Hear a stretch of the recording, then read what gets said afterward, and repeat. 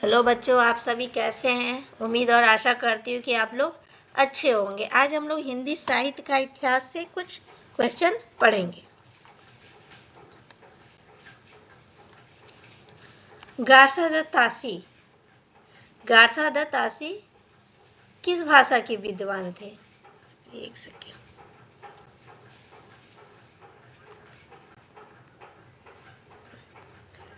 गारसा the तासी किस भाषा के विद्वान थे? तो जो हमारे गारसा द तासी थे वो फ्रेंच भाषा के विद्वान थे।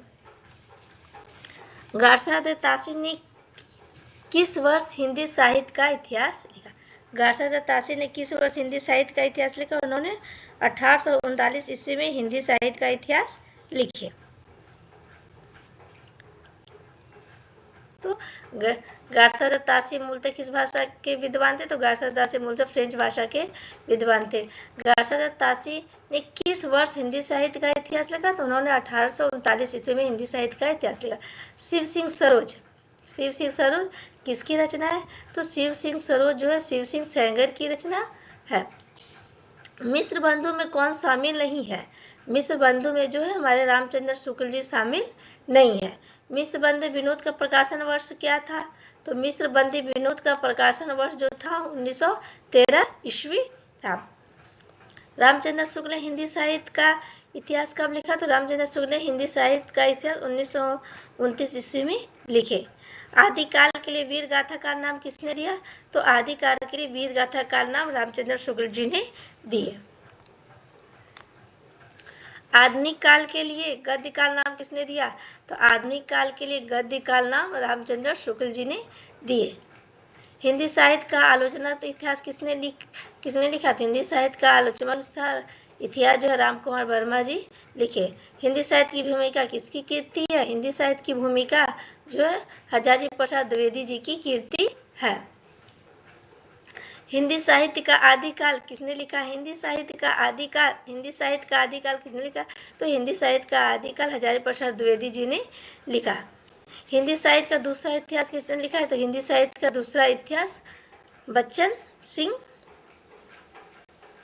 लिखा। डॉक्टर हरिवंश राय बच्चन जी ने लिखा। हिंदी साहित्य और संवेदना का विकास किसकी रचना है? हिंदी साहित्य और संवेदना का विकास किसकी रचना है? तो हिंदी साहित्य का संवेदना और विकास जो है डॉक्टर रामस्वरूप चतुर्वेदी जी की रचना है। हिंदी साहित्य का अतीत किसकी रचना है? हिंदी साहित्य का अतीत विश्वनाथ प्रसाद जी की रचना है। हिंदी साहित्य का वैज्ञानिक इतिहास कब लिखा गया?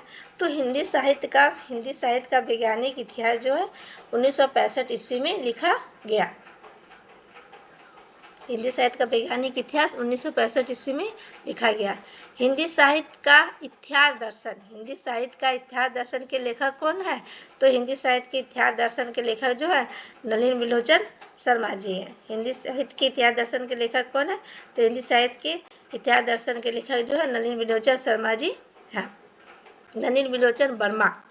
हिंदी साहित्य का दर्शन थे। हिंदी साहित्य का इतिहास दर्शन का लेखक कौन है? हिंदी साहित्य के इतिहास दर्शन का लेखक नलिन विलोचन वर्मा। आदिकाल को संधि काल एवं चारण काल नाम किसने दिया? आदिकाल को संधि काल एवं चारण काल नाम डॉक्टर राम कुमार वर्मा जी ने दिया। राम कुमार वर्मा किस काव्य का नायक है? राजकुमार, यहाँ थोड़ा सा गलती हो गया, ये राजकुमार नहीं है, ये मृगावती है। आदिकाल को बीचपन काल किसने कहा? आदिकाल को बीचपन काल महावीर प्रसाद द्विवेदी। आदिकाल को बीचपन काल किसने कहा? तो आदिकाल को बीचपन काल महावीर प्रसाद द्विवेदी जी ने कहा। रीति काल का अलंकार का नाम किसने दिया? रीति काल को अलंकार नाम मिश्र बंधु जी ने दिया। राहुल संस्कृत्यायन के अनुसार हिंदी का प्रथम कवि कौन है? राहुल संस्कृत्यायन जी के अनुसार हिंदी का प्रथम कवि सरप्पा है।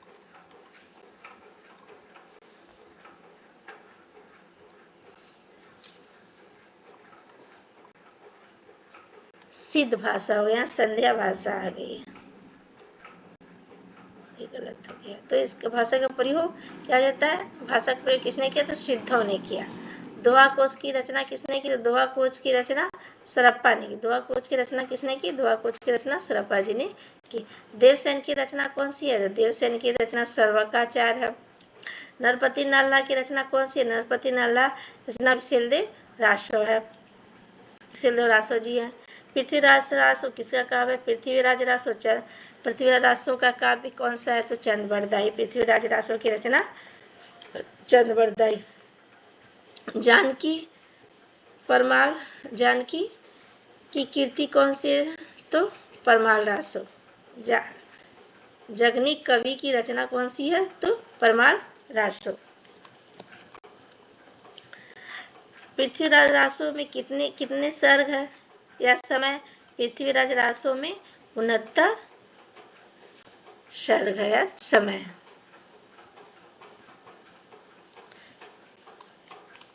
पृथ्वीराज चौहान और शहाबुद्दीन गौरी का युद्ध किसमें है? पृथ्वीराज रासो और शहाबुद्दीन गौरी का युद्ध पृथ्वीराज रासो जो रचना है उसमें है। अमीर खुसरो की रचना कौन सी? अमीर खुसरो की रचना योगाचार्य। यहाँ थोड़ा गलत लग रहा है कुछ, योगाचार्य नहीं हो गए। मैथिल कोकिल कवि किसे कहा जाता है? तो विद्यापति को कहा जाता है।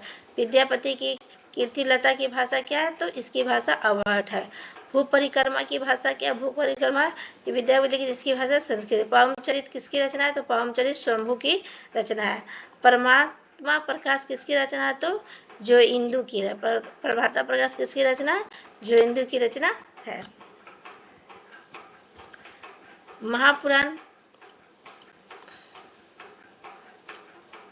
महापुराण किसकी रचना है? महापुराण पुष्पदंत की रचना है। नल सिंह की रचना कौन है? नल सिंह की रचना है विजयपाल रासो। सारंग कवि की, हाँ ये गलत लिखा हुआ है। सारंग कवि की रचना कौन सी? तो हमीर रासो। ज्योतिश्वर ठाकुर की रचना कौन है? तो वर्ण रत्नाकर। मधुकर कवि की रचना कौन है? मधुकर कवि की रचना जो है जस जय मयंक और जस चंद्रिका है। रामचंद्र शुक्ल के अनुसार भक्ति काल का समय क्या है? तो रामचंद्र शुक्ल जी के अनुसार भक्ति काल का समय, रामचंद्र शुक्ल जी के अनुसार भक्ति काल का समय 1375 ईस्वी से 1700 ईस्वी तक है। मुसलमानों के अत्याचार से ही भक्ति की भावधारा उमड़ी, ऐसा कौन मानता है? मुसलमानों के अत्याचार से ही भक्ति की भावधारा उमड़ी, यह आचार्य रामचंद्र शुक्ल जी कहते हैं। मुसलमानों के अत्याचार से यदि भक्ति की भावना उमड़ना था, यह किसका कथन है? तो मुसलमानों के अत्याचार से जो भक्ति की भावना उड़ी थी, किसका कथन था? तो यह हजारी प्रसाद द्विवेदी जी का कथन था। रामावत संप्रदाय के प्रवर्तक कौन है? रामावत संप्रदाय के प्रवर्तक रामानंद है। श्री संप्रदाय के प्रवर्तक कौन है? श्री संप्रदाय के प्रवर्तक रामानुजाचार्य। ब्रह्म संप्रदाय के प्रवर्तक कौन है? ब्रह्म संप्रदाय के प्रवर्तक माधवाचार्य है। वैशिष्टाद्वैत सिद्धांत की स्थापना किसने की थी? वैशिष्टाद्वैत सिद्धांत के अनुसार रामानुजाचार्य ने की थी। शैवाद्वैत का प्रवर्तक कौन है? शैवाद्वैत के प्रवर्तक कौन है? बल्लभाचार्य जी है। एक बार इसको फिर से देख लेते हैं। मुसलमानों के अत्याचार से यदि भक्ति की भावना उमड़ा था, यह किसका कथन है? तो ये हजारी प्रसाद द्विवेदी जी का कथन है। रामावत संप्रदाय का प्रवर्तक कौन थे? रामावत संप्रदाय के परिवर्तक रामानंद थे। श्री संप्रदाय का परिवर्तक कौन था? श्री संप्रदाय के परिवर्तक रामानुजाचार्य थे। ब्रह्म संप्रदाय का परिवर्तक कौन थे? ब्रह्म संप्रदाय के परिवर्तक माधवाचार्य थे। विशिष्टाद्वैत सिद्धांत की स्थापना किसने थी? विशिष्टाद्वैत सिद्धांत के रामानुजाचार्य ने की थी।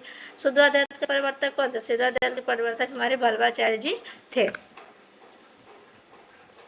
रसिक संप्रदाय के परिवर्तक कौन है? रसिक संप्रदाय के परिवर्तक निबिकाचार्य हैं। दैत्यवाद की स्थापना किसने की थी? दैत्यवाद संप्रदाय की स्थापना माधवाचार्य जी ने की थी। ठीक है, और अगला क्वेश्चन हम लोग नेक्स्ट वीडियो में देखेंगे।